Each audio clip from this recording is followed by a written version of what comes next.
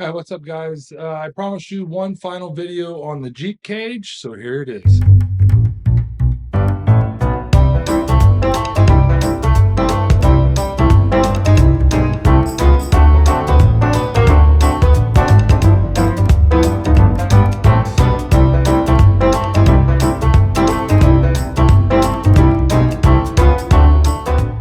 So I promised you that I would let you know what I liked, what I messed up on, so maybe some tips and tricks and whatnot. So here's what I found, and here's what I didn't like. Well, one, I didn't like my welds. I am not ready for hear all the internet critique guys.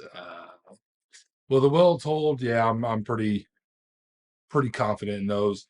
I've done all the welding on all the suspension work that I've done on this, and everything's fine. Zero cracks. So far, we're doing so good. So far, we're doing good. So the cage, there's definitely some things on here that I would redo. I kind of wish that the top piece here, I wish I would have ran it high all the way back and then down. That's just, it would just give everybody a little bit more room, a little more headroom. I did mess up here on this piece here. So I fully welded it in outside the Jeep, and then this piece here was like way off. That side turned out pretty good. I think what I might have to do now is I haven't put any rear seat brackets in here. I got to do that. I got to figure out where to mount them. That, or I can run a bar here to there and a bar over to there, and then I can just run harnesses in the back seat. Run harnesses for the people in the back of the Jeep. That is definitely a possibility. This bar here, I wish I would have kind of maybe went just straight across. I also wish that maybe I just ran one piece all the way down to here and didn't do these brackets right there. That way I could go windshieldless and it look a little bit better. Yeah, I don't know. I probably will never go windshieldless, but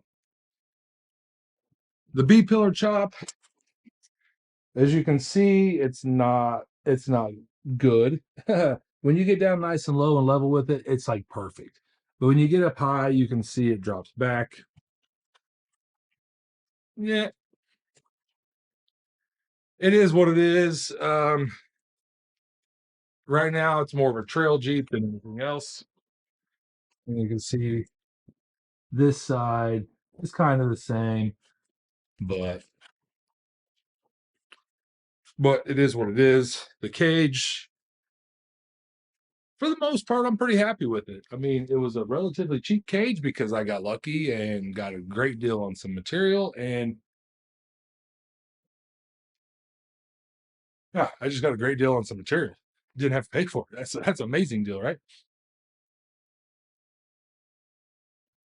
But yeah, like I said, the welds are not pretty.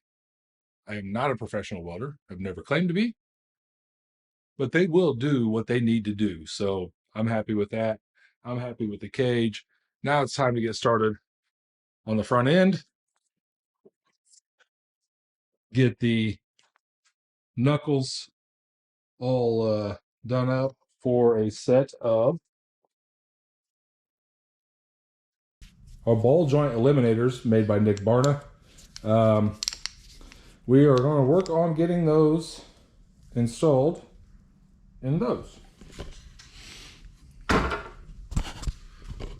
So stay tuned for that video. Thanks for watching, guys. Make sure to check out the next video where we're tearing the front end apart and doing ball joint eliminators. See you later.